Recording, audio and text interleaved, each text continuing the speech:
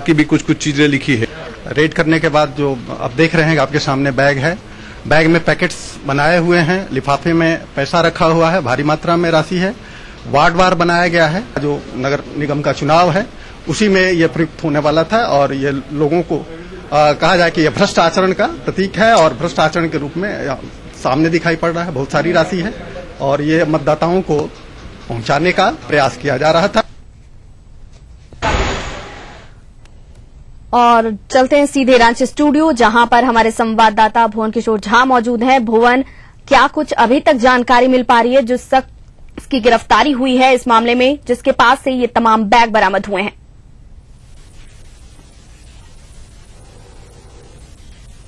देखिए बेबहर जिस तरह से आशंका व्यक्त की जा रही थी कि जो नगर निकाय चुनाव हो रहे हैं पूरे राज्य भर में, उसमें कहीं न कहीं धनबल का प्रयोग होगा और आयोग के द्वारा इस पर नजर रखने के लिए विशेष तैयारियां भी की गई थी और पूरे सभी जिलों को ये सख्त निर्देश भी जारी किया गया था। उसी के तहत आज जो रांची में जो यह कार्रवाई हुई है उसमें आयकर विभाग और स्थानीय जिला पुलिस और नगर निकाय चुनाव में जो पर्यवेक्षक बनाए गए हैं उनके द्वारा ये तीनों की संयुक्त प्रयास से ये अभियान चली है। और इस अभियान में जो होटल है लालपुर में सिटी पैलेस, उसमें यह कार्रवाई हुई है और तीनों बैग जो बरामद किए गए हैं जिसमें नोट भरे हुए हैं, लिफाफे बंद लिफाफे हैं और उस लिफाफे में जो मतदान केंद्र है उसके अनुसार से पैसे उसमें डाले गए हैं। और जिस तरह से ये कार्रवाई हुई और उसके बाद पुलिस ने जो एक शख्स को गिरफ्तार किया है, उस शख्स से पूछताछ आज दोपहर में चली है और इस पूछताछ के दरमियान कई अहम जानकारियां मिली हैं पुलिस को। और यह भी कहा जा रहा है कि जो कांग्रेस नेता के नाम पे ये होटल के कमरे बुक कराए गए थे और उनके बारे में भी जानकारी ली जाए, जो किस तरह से इसमें पैसे मिले हैं और यह पैसा आखिर आया कहां से। लेकिन सबसे अहम सवाल यह उठता है कि इतनी बड़ी मात्रा में जो पैसे अभी तक जो जानकारी मिली है उसमें लगभग 21 से 22 लाख रुपए जो छापेमारी दल है उसने पुष्टि किया है वो बरामद हो चुके हैं और अभी भी काउंटिंग चल रहा है जो कितनी इसकी मात्रा है। तो आखिर ये पैसे आए कहां से? जिस तरह से ये गैर दलीय आधार पे नगर निकाय चुनाव कराए जा रहे हैं और सबकी नजर पहले से ही मेयर पद को लेकर के था और जो राजनीतिक दलों ने जो अपनी ताकतें झोंकी थी, ईटीवी ने इसे प्रमुखता से बार बार इस खबर को चलाया था और यह बताया जा रहा था कि किस तरह से राजनीतिक दलों ने अपनी सारी ताकतें झोंकी है। उसी के तहत आज ये परिणाम सामने आया है और इतनी मात्रा में पैसे बरामद हुए हैं होटल से और अभी पूछताछ जारी है। छापेमारी जो हुई है, हर कमरों की तलाशी ली जा रही है होटल के और देर शाम तक यह उम्मीद की जा रही है कि आयोग के द्वारा जो पूरी घटनाक्रम है उसकी जब पर्यवेक्षक के द्वारा जांच रिपोर्ट आयोग को दी जाएगी तो इस पर निश्चित रूप से कुछ न कुछ कार्रवाई होगी। हालांकि जो राज्य निर्वाचन आयोग के अधिकारी हैं, आयुक्त हैं, उनसे हमारी बातचीत हुई है। उन्होंने स्पष्ट रूप से कहा है कि जो रिपोर्ट आएगी उस पर जरूर कार्रवाई होगा और जो इसमें सामने आएंगे, जो प्रत्याशी हो या जो कोई अन्य लोग हों, उन पर कार्रवाई होगी और आयोग इसके लिए पूरी सख्त है और इसे किसी तरह से बर्दाश्त नहीं किया जाएगा। लेकिन सबसे अहम सवाल यह है कि जो होटल के जो अन्य जो कमरे हैं, जो 202 या 205 की बात हम लोग जो कर रहे हैं, उसके अलावे भी कई कमरों में छापेमारी हुई है और उसमें जो एक मेयर प्रत्याशी जो रमा खलको हैं, जो कांग्रेस के प्रत्याशी हैं, उनके पंपलेट मिले हैं। कई गठरों में ये वोटर लिस्ट बरामद हुए हैं। इसके अलावे यह भी मैं आपको बता दूं कि इसी होटल में अघोषित रूप से कांग्रेस जो महानगर कांग्रेस है यहाँ, वो उसकी एक बैठक चल रही थी ऊपर में और नीचे ये 2 कमरे इसके लिए बुक कराए गए थे।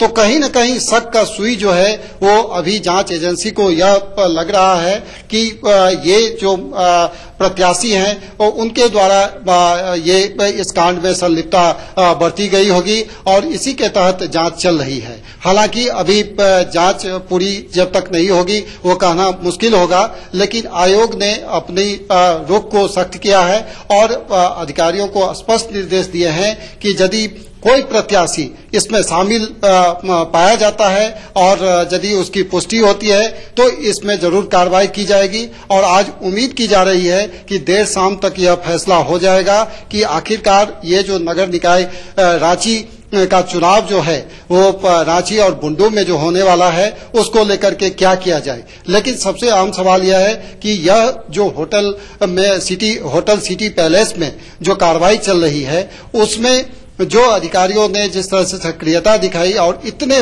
बड़े पैमाने पर पैसे बरामद किए गए हैं वो इस चुनाव को लेकर के वो काफी अहम प्रश्न खड़ा करता है, क्योंकि झारखंड में जो राज्यसभा चुनाव हुए थे इससे पहले आपको जैसी की जानकारी होगी उसमें भी बड़ी संख्या में लाखों रुपए बरामद किए गए थे बैग से एक गाड़ी में। तो उसके बाद से ही ये आशंका जताई जा रही थी कि कहीं न कहीं नगर निकाय चुनाव जो हो रहा है उसमें भी कहीं न कहीं ये पैसों का खेल हो और उसी के तहत ये सक्रियता दिखाई गई थी। और आयकर विभाग ने टोल फ्री नंबर भी जारी किया था और टोल फ्री नंबर पर ये गुप्त सूचना उसे मिली थी और आयोग को भी जानकारी दी गई थी। उसके बाद पुलिस की सक्रियता बढ़ी, जिला पुलिस की, और तीनों की संयुक्त कार्रवाई हुई है और फिलहाल इस मामले में अभी जांच चल रही है। अब से कुछ देर के बाद इसमें स्थिति स्पष्ट हो पाएगी। बिल्कुल भुवन, थोड़ी देर बाद स्थिति स्पष्ट हो जाएगी कि किन लोगों के नाम पर ये थे और कहां ये पैसे दिए जाने थे। जो गिरफ्तार हुआ शख्स वो जानकारी दे पाएगा। फिलहाल यहां पर जैसे कि जो जानकारी मिल रही है कि कांग्रेस नेता निरंजन शर्मा के नाम पर यह कमरा बुक था, क्या उनकी तरफ से कुछ बात सामने निकल आई है कि उनके नाम पर यह कमरा बुक था और वहां से एक बैग की बरामदगी हुई है जिसमें तमाम ये पैसे रखे हुए थे?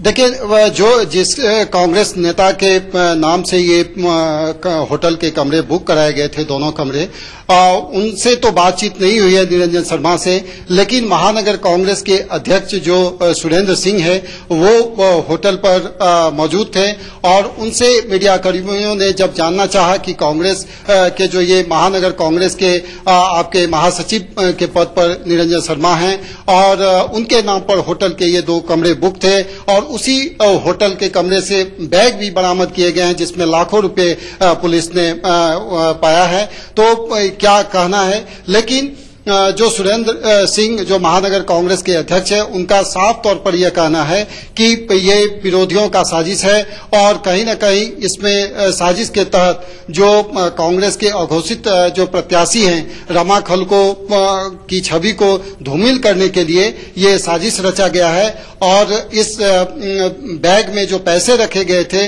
वो कहां से आया वो जो भी जांच में सामने आएगा और जो स्थिति स्पष्ट होगी उसके लिए वो तैयार हैं। और लेकिन इतना उन्होंने स्पष्ट रूप से कहा कि ये बहुत ही गंभीर विषय है कि इतने संख्या में इतनी मात्रा में पैसे बरामद किए गए हैं। लेकिन उन्होंने यह भी कहा है कि जो आयकर विभाग या आयोग या जिला पुलिस के द्वारा जो इन्वेस्टिगेशन की जा रही है उसमें वो पूरा सहयोग देंगे और महानगर कांग्रेस की ओर से इसकी आलोचना की गई है। लेकिन इतना कह देने से ये नहीं हो सकता है, क्योंकि जिस तरह से महानगर कांग्रेस की यह बैठक चल रही थी और उसमें जिस कमरे में से पैसे बरामद किए गए हैं उसके ठीक ऊपर हॉल है उस होटल में और उस होटल के हॉल में ये बैठकें चल रही थी और बैठक के ठीक नीचे ये दोनों कमरे से पैसे बरामद होते हैं पुलिस के द्वारा।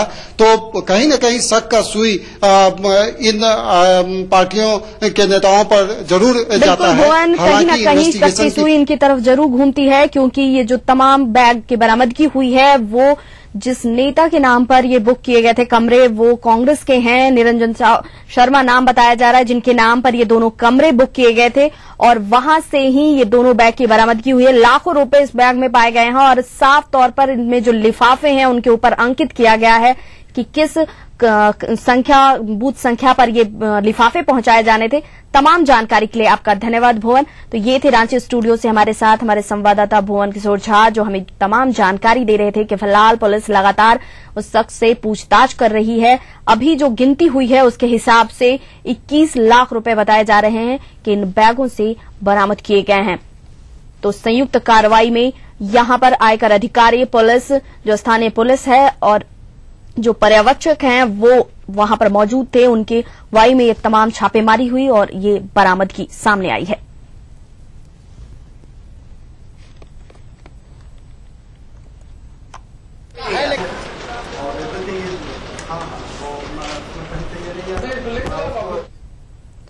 झारखंड राज्य निर्वाचन आयोग के पर्यवेक्षक का कहना है कि इस रकम का इस्तेमाल कल रांची नगर निगम में मतदान को प्रभावित करने के लिए किया जाना था। होटल सिटी पैलेस में छापेमारी के दौरान आयोग के पर्यवेक्षक भी मौजूद थे। इस मामले में गिरफ्तार शख्स से पूछताछ में ये पता लगाने की कोशिश की जा रही है कि ये रकम किस प्रत्याशी ने भेजे थे।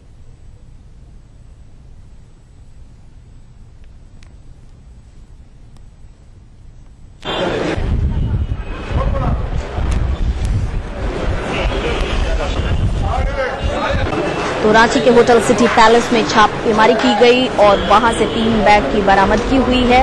लाखों रुपए इसमें मिले हैं। लिफाफों में बंद करके ये तमाम रुपए रखे गए थे और यहां पर राज्य निर्वाचन आयोग के पर्यवेक्षक ने साफ तौर पर कहा है कि इस रकम का इस्तेमाल कल रांची नगर निगम में मतदान को प्रभावित करने के लिए किया जाना चाहिए। हाँ, निर्वाचन आयोग की तरफ से ही सारे ऑब्जर्वर हैं हम लोग।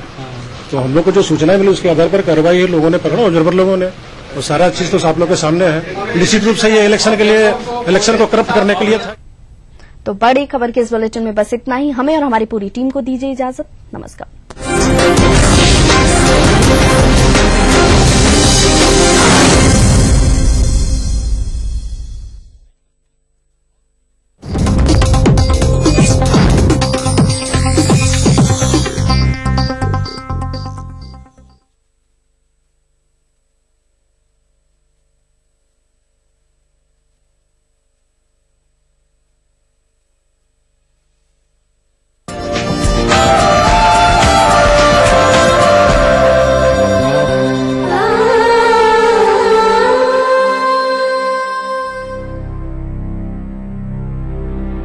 मैं HIV पॉजिटिव हूं। जिंदगी के अंधेरों में रोशनी तलाश रहा हूं। भीड़ के बीच तन्हा जी रहा हूं। खामोशी, अकेलापन, हर पल बेचारगी का एहसास, क्योंकि मैं HIV पॉजिटिव हूं। अब तो अपना साया भी छलावा सा लगता है। हर दोस्त, हर अपना पराया सा लगता है। कोई नहीं हाथ थामने वाला, कोई नहीं प्यार से गले लगाने वाला, क्योंकि मैं HIV पॉजिटिव हूं। लेकिन ये जिंदगी का अंत नहीं, बल्कि एक नई शुरुआत है। हर मुश्किल से लड़ने का इरादा है। जिंदगी जीत लेने का वादा है। मैं बेबस नहीं, लाचार नहीं। तो क्या हुआ अगर HIV पॉजिटिव हूं मैं? लेकिन मैं बिखरूंगा नहीं, टूटूंगा नहीं, तकदीर से हार मानूंगा नहीं। अपने हर सपने को सच कर दिखाऊंगा, मंजिल तक पहुंचकर दिखाऊंगा, जिंदगी जी कर दिखाऊंगा। तो क्या हुआ अगर HIV पॉजिटिव हूं? जी हाँ, हमारे आसपास हजारों HIV पॉजिटिव लोग हैं जो अब ये साबित कर रहे हैं कि वो जिंदगी को खुलकर जी सकते हैं, खुली हवा में सांस ले सकते हैं, घूम फिर सकते हैं, हर काम कर सकते हैं और एक सामान्य जिंदगी जी सकते हैं। और अब उनकी जिंदगी न सिर्फ दूसरे HIV पॉजिटिव्स के लिए एक मिसाल है, बल्कि हमारे और आपके लिए भी।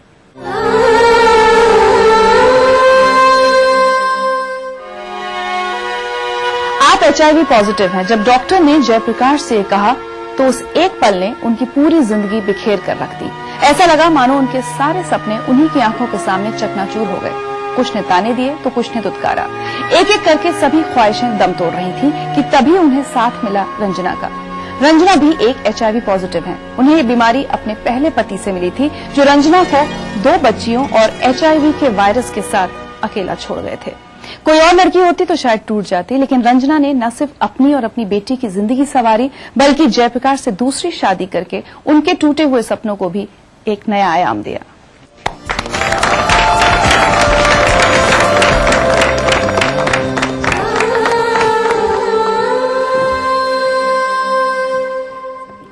जयप्रकाश, आपको कब और कैसे मिला एचआईवी का वायरस? जी, ये मैं नहीं कह सकता कि कैसे मिला है, क्योंकि मेरे को जब टेस्ट कराया जब मालूम चला कि एचआईवी होता क्या है, तो मैं ये कैसे कह दूं कि मेरे को हुआ कैसे। नहीं, कभी आप अनसेफ सेक्स किया आपने? हाँ, मैंने अनसेफ सेक्स भी किया है, और मैं जो है जब जो मोटर मैकेनिक का काम किया करता था, उस टाइम में मैं इंजेक्शन भी लगवाया करता था टेटनस के। चेक कैसे कराया आपने, क्यों कराया? मैं उस वक्त विजयवाड़ा में था और वहां पे मेरे को खूनी दस्त लगे। जब वहां पर खूनी दस्त लगे, मैं काफी परेशान हुआ। मैं लौट के दिल्ली आया, और दिल्ली आने के बाद मैंने एक झोला साहब डॉक्टर से ट्रीटमेंट लिया। उससे मेरे खूनी दस्त तो बंद हो गए, लेकिन मेरे को एसटीआई की प्रॉब्लम शुरू हो गई। तो उस टाइम में एक मेरे दोस्त ने कहा कि नाज फाउंडेशन एक संस्था है, वहां पे फ्री ट्रीटमेंट होता है एसटीआई प्रॉब्लम का। मैं वहां पे गया और उन्होंने मेरा जो ट्रीटमेंट किया, उससे एसटीआई प्रॉब्लम मेरी ठीक हो गई। उन्होंने मेरी काउंसलिंग करी, और काउंसलिंग करने के बाद कहा आप एक बार अपना एचआईवी टेस्ट करा लीजिए। अच्छा। जब मेरे को मालूम चला सब डिवीजन हॉस्पिटल में जाकर के कि मेरे को मैं एचआईवी पॉजिटिव हूँ, वो दिन तो मैं कभी लाइफ में नहीं भूल सकता। मैं वहां काफी टाइम तक रोता रहा, काउंसलर ने काफी समझाया, लेकिन कुछ भी समझ में नहीं आ रहा था। मैं जाकर शमशान घाट में जाकर के ये सोचने लगा कि मैं आत्महत्या किस तरीके से करूं जो इजी होगी, आसान होगी, लेकिन सुसाइड नहीं कर पाया। फैमिली को बता पाया, परिवार को? हाँ जी, फैमिली को बताया तो भाइयों ने कहा कि ठीक है, चिंता मत कर, हम तेरे साथ हैं। रंजना, मैं आपकी जिंदगी की अगर बात करूं, आपको अपने पति से मिला एचआईवी वायरस, जी। कब पता चला आपको? 2003 में पता चला। 2001 में मेरी शादी हुई थी, तो शादी के बाद जैसे हर लड़की खुश होती है, ऐसे मैं भी बहुत खुश थी, बहुत अच्छे से जीवन चल रहा था। पर 2.5 साल के बाद ही मेरे हस्बैंड को मतलब दस्त लगने लगे। डॉक्टर ने उनका एचआईवी का टेस्ट करवाया, और भी टेस्ट देखे, फिर और टेस्ट करवाया। जब एचआईवी का करवाया तो एचआईवी की रिपोर्ट पॉजिटिव आई। उसी दौरान में हॉस्पिटल में फिर डॉक्टर ने कहा कि तुम्हारे साथ बेटियां हैं, तुम्हारे भी अपना टेस्ट करवा लेना चाहिए। तब वहीं वार्ड में रहते हुए मेरा भी सैंपल टेस्टिंग के लिए भेज दिया था। पर मतलब जब मेरे हस्बैंड एक्सपायर हो गए, उसके बाद में वीसीटीसी सेंटर में जाकर एचआईवी का जो रिपोर्ट मैंने पता की, तब काउंसलर ने मुझे बताया कि मैं भी एचआईवी पॉजिटिव हो चुकी हूँ। एचआईवी पॉजिटिव होने की वजह से भेदभाव या लोगों का बुरा बर्ताव? लोगों को तो मतलब नहीं पता चला था बाहर जैसे, लेकिन घर के अंदर ही ना, जैसे आटा गूंद रही हूँ तो नहीं गूंदने देना, खुद ही गूंद लेना, तो ये रोटी बना देना, फिर रोटी के लिए भी अच्छा हम कर लेंगे खुद ही, इस तरीके से होता था। डायरेक्ट नहीं बोलते थे कि भाई ये एचआईवी की वजह से हम इससे खाना नहीं बनवाते, या इसके हाथ का हमें नहीं खाना है, इस तरह से होता था। फिर मैं अपने पापा के घर पर आ गई, और फिर उसी दौरान में जो काउंसलर मेरे घर आते थे, उन्होंने बताया कि हमारे यहाँ सपोर्ट ग्रुप मीटिंग होती है, और वहाँ पर एक जयप्रकाश नाम के व्यक्ति हैं, वो शादी करना चाहते हैं, अगर तुम चाहो तो मिलकर बात कर देख लो। फिर पहले मैंने मना किया, क्योंकि सब 3.25 साल के अंदर मैं इतना कुछ देख चुकी थी अपनी जिंदगी में, मेरा बिल्कुल हिम्मत टूट चुकी थी कि मैं दोबारा शादी करने का कदम उठाती हूँ। मुझे एक बात समझाइए, हमने और भी बहुत सारे लोगों से बात की थी इस शो के सिलसिले में, और हमको खुद भी बहुत हैरानी हुई जब बहुत सारे लोगों के बारे में ये जाना कि जो एचआईवी पॉजिटिव लोग हैं, वो भी आज की तारीख में भी, मतलब जानने के बाद कि वो एचआईवी पॉजिटिव है, वो एक एक्टिव सेक्स लाइफ जी रहे हैं। कैसे मुमकिन होता है? वो लोग कहते हैं कि नहीं, हमको पता है कि कैसे प्रिकॉशंस लेने हैं, बट कितना भी पता हो, एक डर है, एक खतरा है कि जो अगर आपका बच्चा होता है वो एचआईवी पॉजिटिव हो सकता है। जी, इसमें ये है, वायरल लोड के बारे में सबसे पहले बताना चाहूंगा। अगर वायरल लोड अनडिटेक्टिव हो, वायरल लोड बोलते हैं एचआईवी विषाणु की संख्या, जैसे CD4 टेस्ट होता है ना कि प्रतिरोधक क्षमता का जो कितनी है, ऐसे ही वायरल लोड होता है, वो विषाणु को बताता है कि शरीर में कितने विषाणु हैं। अगर वायरल लोड अनडिटेक्टिव हो तो उस वक्त अगर संबंध बनाया जाए तो करीब 70-80% चांस होता है कि बच्चा नेगेटिव हो। अच्छा। और उसके साथ में फिर और काफी सावधानियां बरतनी होती हैं। वो आप लोगों को सबको समझाया जाता है। डॉक्टर्स के संपर्क में रहते हैं तो डॉक्टर सब जिस तरीके से बताते हैं, जैसे अब इनसे शादी की उसके बाद में भी मैं कुछ समय बाद प्रेग्नेंट हो गई थी, तो जो डॉक्टर से मिले हम, जो सीनियर डॉक्टर थी, तो उन्होंने उनसे बातचीत की, तब हमें थोड़ी तसल्ली हुई। उन्होंने अच्छे से बातचीत की, अच्छे से चेकअप किया और फिर जैसे जैसे उन्होंने बताया वैसे वैसे मैंने सारी सावधानियां बरती और बच्चे को जैसे उन्होंने कहा सिजेरियन डिलीवरी करवाना, तो ऑपरेशन से ही डिलीवरी हुई। रंजना, इतनी मुश्किल हालात देखे, इतनी परेशानियां, एक मतलब मुझे लगता है कि कोई भी किसी महिला के लिए इतना सब झेलना बहुत मुश्किल है। अब कभी अकेले बैठती हैं, ऐसा लगता है कि ये सब कुछ मेरे साथ ही क्यों हुआ? जब मैं सोचती हूँ, पहले भी लगता था, जब हस्बैंड खत्म हुए थे, बेटी के सिर से उसके पिता का साया उठ गया, जब ये सोचा करती थी कि भगवान ने मेरे साथ ही ऐसा क्यों किया। मैं 2.5 साल की थी तब मेरी मम्मी गुजर गई थी। अब मेरी बेटी जब 2 साल की होने वाली थी, उसके सिर से उसके पिता का साया उठ गया, तो मेरे को यही होता था कि ऐसा मेरे साथ ही ऐसा क्यों हो रहा है, मेरी जिंदगी में ही ऐसा क्यों हो रहा है।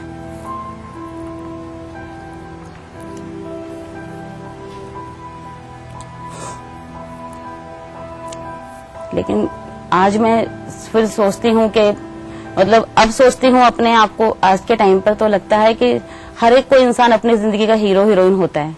आज हम अपनी जिंदगी के हीरो हीरोइन हैं। HIV पॉजिटिव के बारे में आप लोग कुछ कहना चाहते हैं? HIV के बारे में लोगों को मेन चीज ये है कि ये जानना जरूरी कि HIV एड्स क्या है। HIV एक वायरस है और एड्स शरीर की अवस्था है। वो अवस्था कब आती है एड्स की? जब उसके अंदर बीमारियों का समूह बनना शुरू हो जाता है शरीर के अंदर, उस चीज को बोलते हैं एड्स। और विषाणु शरीर के अंदर प्रवेश कर दिया, उसको बोलते हैं HIV पॉजिटिव। बगैर तुम टेस्ट कराए ये नहीं कह सकते कि वो HIV पॉजिटिव है या नेगेटिव, क्योंकि जो सिम्टम्स HIV के हैं वो और बीमारियों के भी हैं, जैसे कि मुंह में छाले होना, त्वचा पर रेसे होना, फोड़े फुंसी होना, 1 महीने तक बुखार रहना, लगातार बुखार आते रहना, वजन कम हो जाना, बार बार लूज मोशन होना, बार बार बीमार पड़ना। तो बिल्कुल आज मुझे लगता है सबसे बड़ा मैसेज इस शो के जरिए हम सब यही देना चाहेंगे कि आपको कोई सिम्टम दिखे या ना दिखे, कोई इसमें नुकसान नहीं है, कोई हानि नहीं है। एक बार जाकर HIV का टेस्ट हम सबको अपना जरूर कराना चाहिए। मुझे लगता है सबसे इम्पोर्टेंट मैसेज यही है। चलिए जयप्रकाश, रंजना, बहुत अच्छा लगा कि आप लोग शो पर आए। हम आपकी बेटियों के लिए कुछ लेकर आए।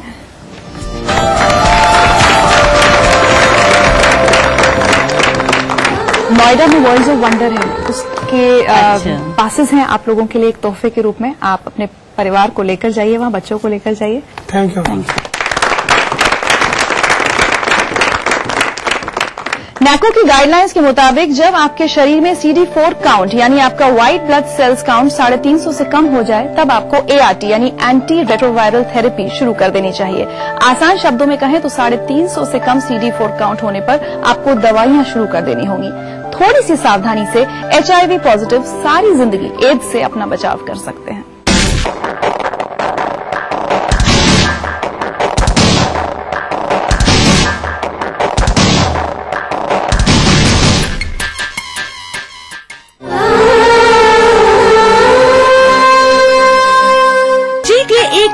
और करोड़ों के इनाम खरीदिए वेक्टस ग्रुप के गंगा, वाटरवेल, वेक्टस पानी की टंकियां और पाइप। करना घर का काम हो या बनानी हो भीड़ में पहचान, खूबसूरत रहने के नुस्खे भी हैं और फैशनेबल बनने के ट्रिक्स भी। शौक उभारने की पाठशाला भी है और संगनी क्वीन की कहानी भी।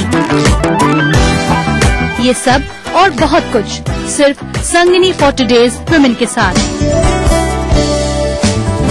अगर आपको लगता है कि आप में भी है वो बात कि आप बन सके बेस्ट मॉम सुपर गृहिणी, और अगर आपको लगता है कि आप दोनों पति पत्नी है बेस्ट कपल, तो अपने एक अच्छे से फुटोग्राफ के साथ और बेस्ट होने की रीजन के साथ हमें मेल करें। आप सबके लिए हमारा ईमेल आईडी है etv@gmail.com।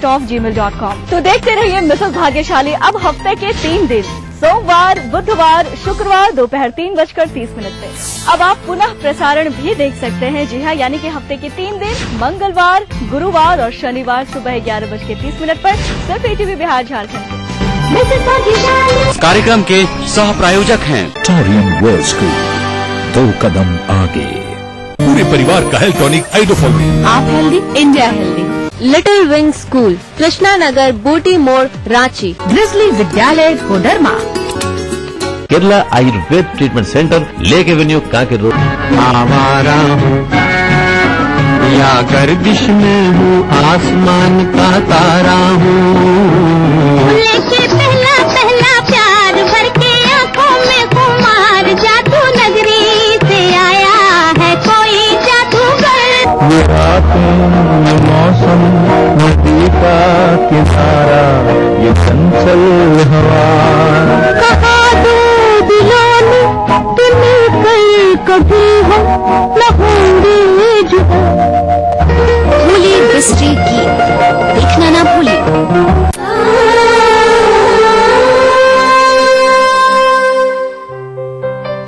छोटे से घर में पैदा हुई फरजाना के माता पिता ने अपनी दुलारी के लिए बड़े सपने सजाए थे। इन्हीं सपनों को पूरा होने की उम्मीद में उन्होंने फरजाना की शादी एक बड़े घर में कर दी।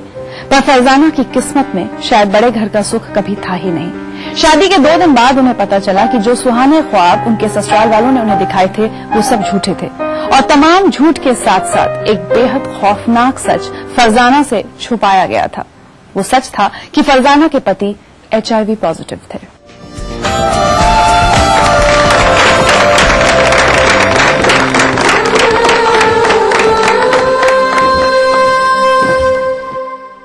फरजाना, जब आपकी शादी हुई तो आपको दूर दूर तक कोई शक नहीं था, कोई अंदाजा नहीं था कि आपके पति HIV पॉजिटिव हो सकते हैं? नहीं, मुझे कोई भी अंदाजा नहीं था, क्योंकि सारी चीजें उन लोगों को पता था, उन्होंने छुपा कर किया था। यहाँ तक कि वो तो नई नई शादी हुई थी, जब साजिद तो हॉस्पिटल में एडमिट थे तो उस वक्त भी पता नहीं चला। अल्टीमेट 2 दिन आगे पता चला। वो हॉस्पिटल में एडमिट क्यों हुए थे, क्या हुआ था? उनकी तबीयत काफी 1 साल से खराब हो रही थी, लेकिन हमेशा वो डॉक्टर्स के जाते थे लेकिन कुछ बताते नहीं थे। कभी वो एलोपैथिक, कभी वो होम्योपैथिक, इस तरह से करते थे। और आखिरकार एक दिन मॉर्निंग में काफी उनको पेन हुआ, जिसमें वो लोग ये कहते थे कि लीवर में जख्म हो गया, और उसके बाद उनको SSS KMPG हॉस्पिटल में एडमिट किया गया। तो उन्होंने HIV का ब्लड लिया। उसी सिचुएशन में वो ब्लड को लेकर उन्होंने school of tropical medicine Calcutta में, हमारा जहाँ पे HIV का टेस्ट होता था, डायग्नोसिस, वहां पे भेजा। और उसके बाद ये बात पता चलती है, एक तरफ पति के जाने का दुख, दूसरी तरफ ये डर कि कहीं मैं भी HIV पॉजिटिव तो नहीं। आपको फिर कैसे पता चला कि आप भी पॉजिटिव हैं? 4 दिन कटने के बाद मेरी अम्मी उसी हॉस्पिटल में गई मुझे लेकर, तो फिर वो रेफर लिखते हैं, और उस वक्त HIV एड्स जो है, एड्स का टेस्ट लोग कहते थे। फिर मैं मंडे को गई, वहां पे मैंने ब्लड दिया, देकर और चली आई। घर पे आने के बाद ज्यादातर वक्त मेरी इबादत में गुजरा, और मैंने हमेशा ये दुआ मांगती थी कि रिपोर्ट अच्छा आए। जब मैं गई वहां पे तो उन्होंने मुझे रिपोर्ट दिया, लेकिन रिपोर्ट देते वक्त वो नजर से नजर नहीं मिलाए, और उन्होंने कहा कि आपके ब्लड में HIV मिला है। और उस वक्त मुझे बहुत रोना आया कि मेरी लाइफ जो बचपन से जहां तक थी, अभी भी मैं लोगों के हेल्प से मुझे जीना पड़ेगा, और वाई मेरे साथ क्यों हुआ ऐसा? उधर देखिए। फरजाना तो कभी जिंदगी में बचपन से लेकर अभी तक कोई सुख नहीं उठाया। बहुत डर लगता है, बहुत क्या होगा सोचते हैं तो मेरा समझ लीजिए दिमाग में एकदम परेशान हो जाता है। माँ के ऊपर क्या बीतती है तो आप लोग जानते ही होंगे। बहुत हम परेशान होते हैं इसके बारे में जब सोचते हैं तो उल्टा हमको बोलते आप मत सोचिए। कैसे नहीं सोचेंगे, हमारा वाकई जो हो गया उसके साथ में बहुत परेशान हुए देखे। सोचते बोला था हम क्या गुनाह किया थे, मेरी बच्ची को इस सजा दे दी है। बहुत हम परेशान है, मेरा दिमाग एकदम परेशान रहता है।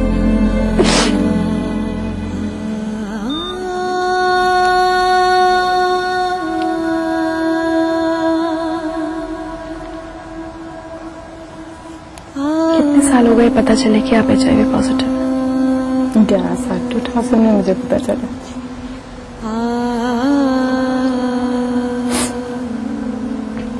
शुरुआती दिन बहुत मुश्किल भरे रहे।